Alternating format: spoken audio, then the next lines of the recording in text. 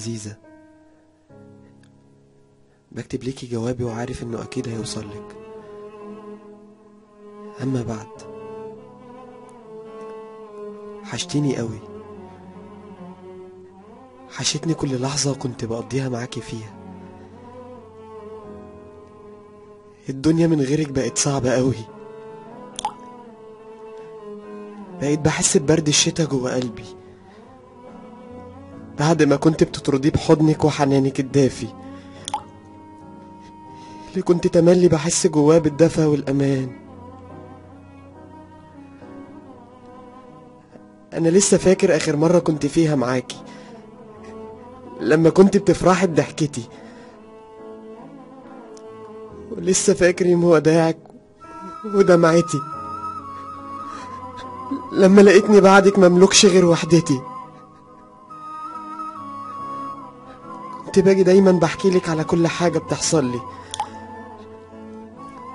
ونروح نقعد في البلكونة وقت المغربية بالساعات لحد لما الدنيا تسقع عليكي والشارع يبتدي يبقى فيه سكات ويقرب ميعاد النوم، فنقوم بسرعة نجهز العشاء قبل ما ابويا يجي من بره. كنت تملي بتقوليلي بس بينك وبيني يا رب نتقابل في الجنة بعد الممات.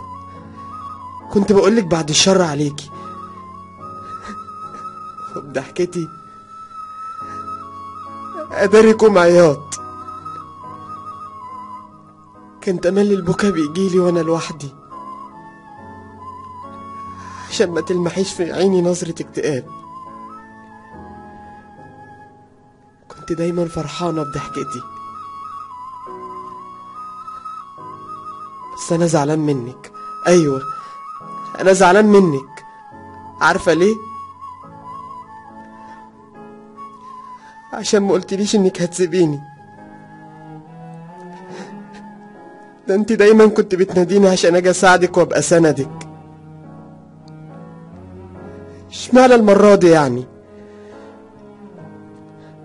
على العموم خلاص، مش وقت عتاب. فاكرة يا امي؟ فاكرة البرفان بتاع اختي اللي عجبك وحطيتي منه؟ رحت تاني يوم عشان اجيبلك زيه. تخيلي، كل لما اشمه او اشوفه في محل او حتى في اوضة اختي الاقي غصب عني دموعي نازلة. مش زعل يعني او اقولك ايمان او حتى اعتراض على القدر زي ما بيقولوا، بس عشان وحشتيني قوي وده مش بايدي. بس اللي انا واثق منه ان انت في مكان احلى بكتير، بعيد عن المشاكل والزعل وهموم الغير. بصي، انا مش عاوز اطول عليكي،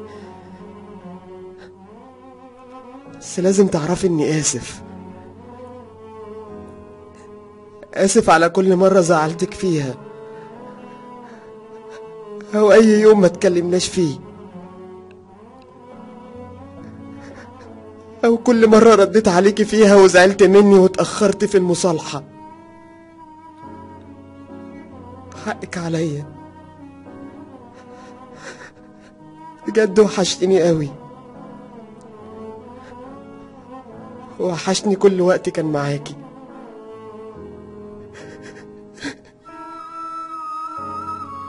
في النهاية برسلك كل أشواقي وحبي ليكي، اللي رسمت كل حاجة دلوقتي حلوة في حياتي. كنت هنسى أقولك حاجة مهمة.